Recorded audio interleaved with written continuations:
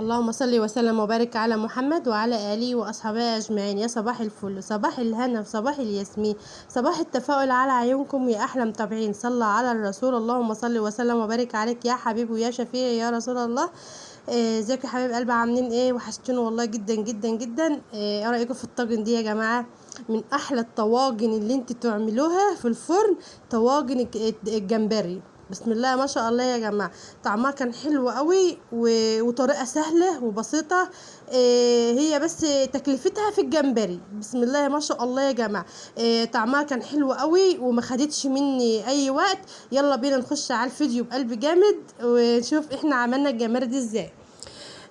انا جبت كده حله على البوتاجاز، نحط فيها شويه من الزيت او معلقتين من الزيت، واحط فيها معلقه توم مهروسه. تمام كده يا جماعه، احط فيها معلقه توم مهروسه. هشوحها بس، يعني مش هشم ريحه التوم بس، وبعد كده هحط لها الحاجه بتاعتها يا جماعه. يعني بس هشم ريحه التوم بس، مش هحمر التوم يا جماعه. انا كده عملت، كان عندي قرنين من الفلفل عملتهم جوانح، وكان عندي بصلايه كبيره عملتها برضو جوانح، وهحطها على على معلقه التوم والزيت. تمام كده. هقلبها تقليبه حلوه برضو، تشويحه برضو حلوه كده، لما احس ان هي تدبل معايا هتخش بس في التتبيله معايا كده. هنجيب نص كيلو طماطم. الكيلو الجمبري عليه نص كيلو طماطم. تمام كده. حبه لو انت عايزه مثلا تعززي اللون بتاعها، حط لها معلقه صلصه. تمام كده. هسيبها لما تخش في التسبيكه اهيت بتاعتها يا جماعه، قربت تستبك اهيت. انا غسلت الجمبري بتاعي غسله حلوه من الرمل وظبطته يعني تحت الحنفيه، وهبدا اللي انا احطها في التتبيله دي اهي. هقلبها في التتبيله بتاعت اللي هي الطماطم. بسم الله ما شاء الله. انا مش محتاجه صلصه فيها خالص، الطماطم بتاعتي حمراء ومش محتاجه فيها اي صلصه. هقلبها تقليبه حلوه، وهبدا اللي انا احط لها البهارات بتاعتها. بس لازم تتاكدي ان انت قلبتها حلو في الصلصه، في الصلصه بتاعتها. تمام. اول حاجه هحط لها معلقه ملح اهيت، وبعد كده هحط لها معلقه كمون، معلقه كزبره، معلقه فلفل اسود. تمام يا جماعه. ركزي معايا، معلقه ملح، معلقه كمون، معلقه فلفل اسود، معلقه كزبره. ممكن تستغني عن اي حاجه من دولت، بس ما تستغنيش عن الكمون ولا عن الفلفل الاسود. ممكن تستغني مثلا عن الكزبره، لكن ما تستغنيش لا على الكمون ولا الملح ولا الفلفل الاسود.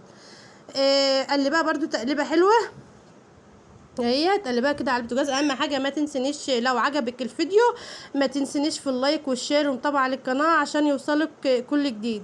واللي ما كنتش لسه اشتركت في قناتي، اتمنى ان انت تشتركي وتخشي تتضمي لعيلتي الجميل. معايا ناس ربنا يصلح حالهم يا رب، ناس محترمه يا جماعه. كده خلاص هقلبها في الطاجن بتاعي كده. هقلب الجمبري بتاعي في الطاجن كده. هزودها بس كوبايه ميه، انا عايزه الشوربه بتاعتها يا جماعه.